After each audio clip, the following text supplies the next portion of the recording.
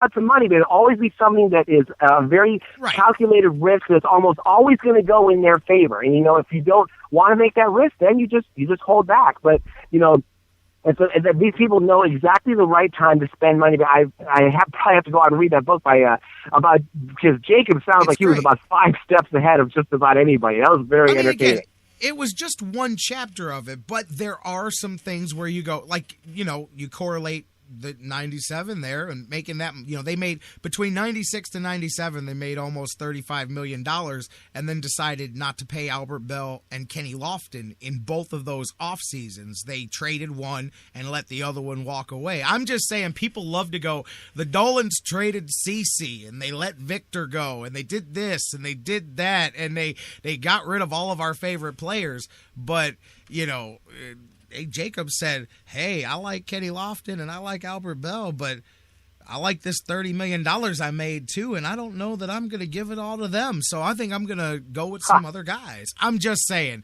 the same stuff happened back then, but it was covered up by the fact, and it was the 90s, so whatever. But that is some stuff that people don't look at and you look back at. But, man, think about that, brother. Hey, investment well spent, and to me, again, he single-handedly started the process of saving baseball in Cleveland. I'm not trying to make him out to be some giant hero, but he was a hero that made a lot of money if you're a baseball fan, because he did save baseball in Cleveland. I have no doubt about it. But, man, he profited for it in nearly $400 million over the years of that team by the time you add it all up between the yearly profits and then what he cashed in at the end of that thing. But anyway, I just thought I wanted to bring. I wrote myself a note last night and said I want to mention that on the show because we always go after the Dolans, and rightfully so. Hey, look, man, at the end of the day, I know that they're businessmen, but if you can't play baseball owner, then just don't. And I don't mean the Dolans. I mean anybody. I get it.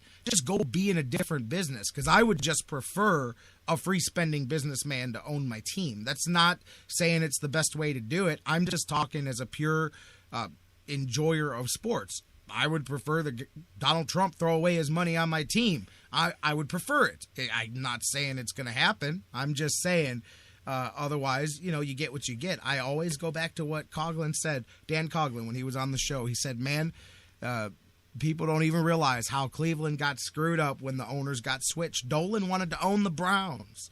He didn't even want to own the Indians. He wanted to own the Browns. And then when the NFL pulled the switcheroo and went with Lerner, Dolan got shifted and it was like, hey, do you still want to own a team? Because Dick Jacobs is looking to sell a team. And here's the difference. Football's a salary cap sport. And the Dolans were going to put Don Shula in charge of the organization and have a football guy run it from day one, and it's a salary cap sport. The Dolans can run a salary cap sport, but they're not going to compete in a non-cap sport like baseball. So think about it. There could have been a different first owner of the new Browns. Then you would have had a different owner of the Indians that perhaps was willing to play that stupid game that they play. And it's a stupid game. Brother, we were talking about it yesterday. Alex Rodriguez, somebody owes him between $60 and $90 million still, bro. And that guy, he's lucky. He can't even find a roster spot on the Yankees when he comes into camp. I don't think he'll be able to hit his weight anymore between the injuries and the steroids. And somebody owes him 60, 70, 80, 90 million dollars. That's everything that's wrong with baseball in a sentence. That's absolutely insane. So if you can't find A-Rod on the field, you can certainly find him at the bank. I'm telling you, Vashon said it in the chat room yesterday. He goes, well, he ain't quitting. I said, of course not. I wouldn't either. I'm going to sit there with a smile on my face. I'm making people coffee. If anybody, you want a Gatorade? I'll go get it for you, man. No, I'm good. I'm just going to be over here with my sunglasses on getting paid, man. Yeah, man, but it sums up what's wrong with the sport. And I know, sabermetrics guys will get mad and go, well, you can say that if you want, but if you're good at what you do, you can do it. That's great. But the margin of error is still razor thin. It's razor thin for Billy Beane. It's razor thin for the Indians. It's a whole lot thicker for the Red Sox and the Yankees and the Dodgers. We're walking on a tightrope.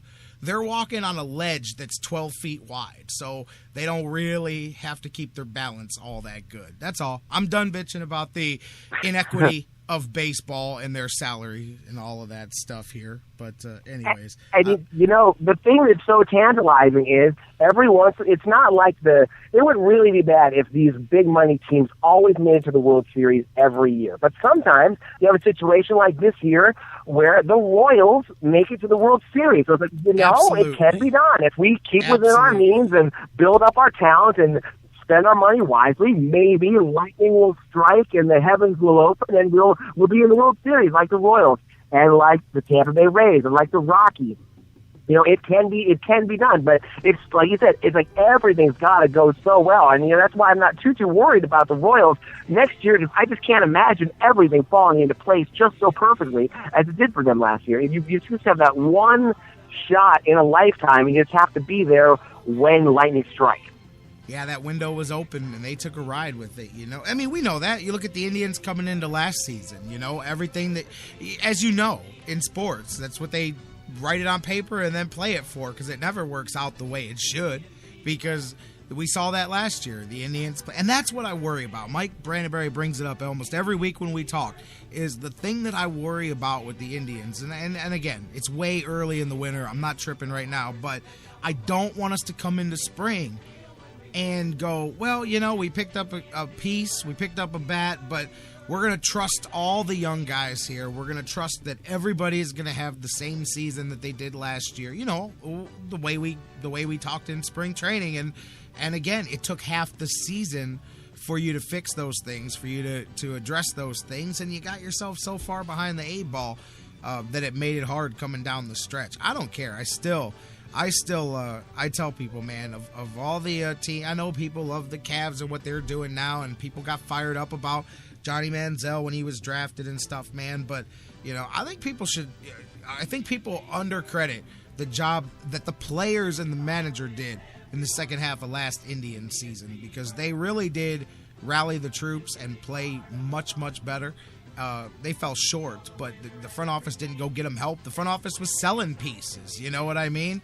To me, It'd be the equivalent of, instead of not showing up last Sunday, showing up and going out there and trying to win the game when the team moves on to the future, instead of saying, well, you moved on us, we moved on you. But that's a different story for the next segment, talking about the Browns game. But you know what I'm saying. So I think that I thought that the Indians in the second half was a team that a lot of Cleveland would appreciate, because they put their helmet on and they went to work and they stopped kicking the damn ball around so much.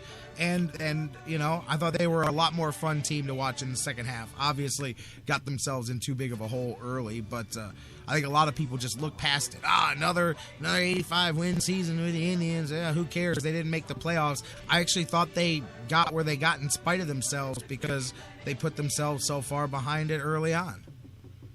Right. The difference is, when you have a team like the Indians, the way they're structured, everybody's got to come through. As a team like the Yankees and the Red Sox, they can have a $20 million guy get hurt and contribute almost nothing and still survive, because they've got so much cushion and so much more money and behind them. With the Indians, it's like, these are your guys, and they've got to come through. They can't get hurt. They can't have a lack of production, or it's just not going to happen. Amen. I'm just banking on a bounce-back year from Nick Swisher, and I don't care. That's there all we I'm go. going to say. Listen, dude, we've got another hour of Sports Fix to go, and I can't have the phone lines mess up. I got Dr. Football coming on next.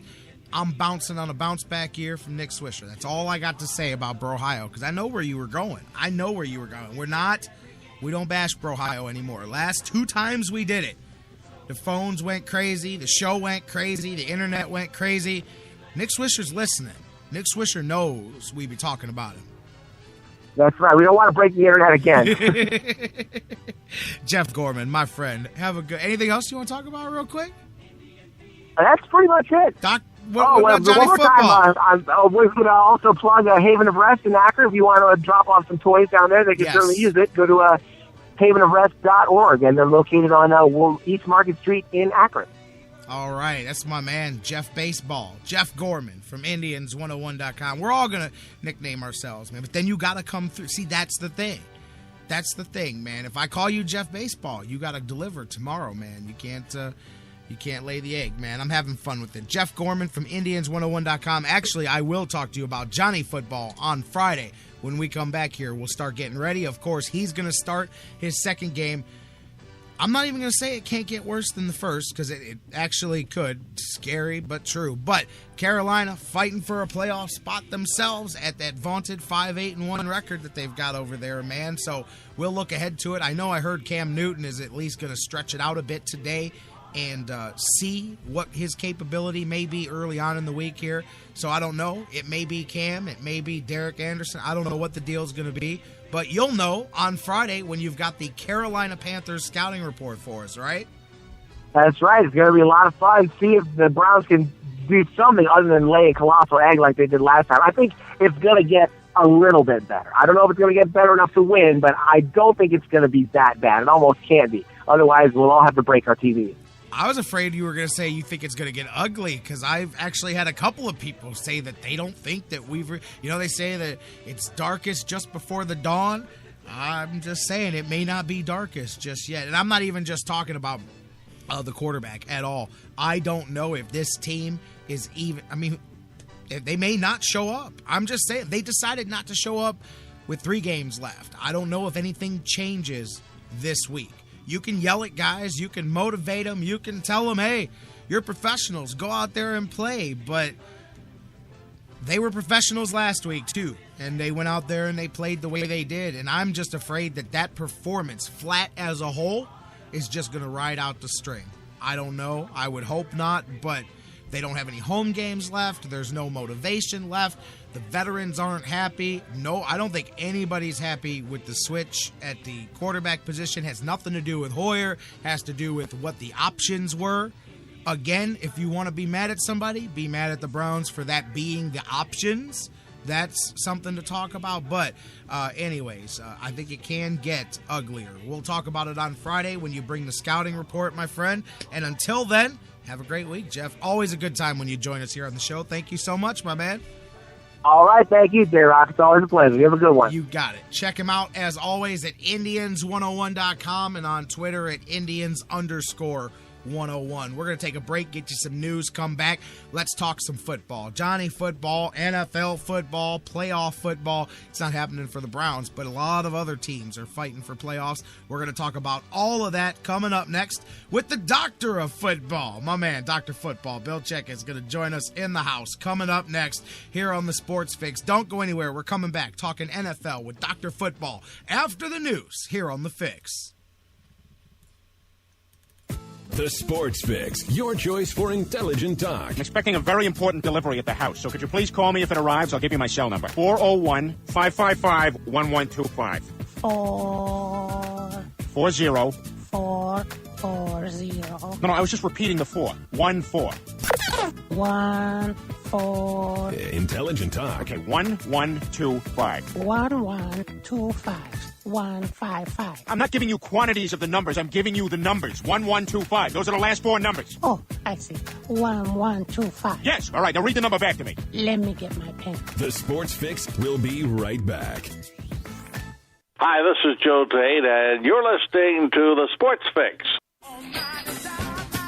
Business owners and professionals, do you want to take your business, your product, your team, your event to the next level? You want to advertise right here with the most loyal listeners, terrestrial or internet? The Sports Fix universe is not only the radio show, but tens of thousands of fans on Facebook and Twitter. Email me, Jerry Myers, thesportsfix@AOL.com. That's thesportsfix@AOL.com. And let me help you swing for the fences and hit it out of the park right here on the Sports Fix.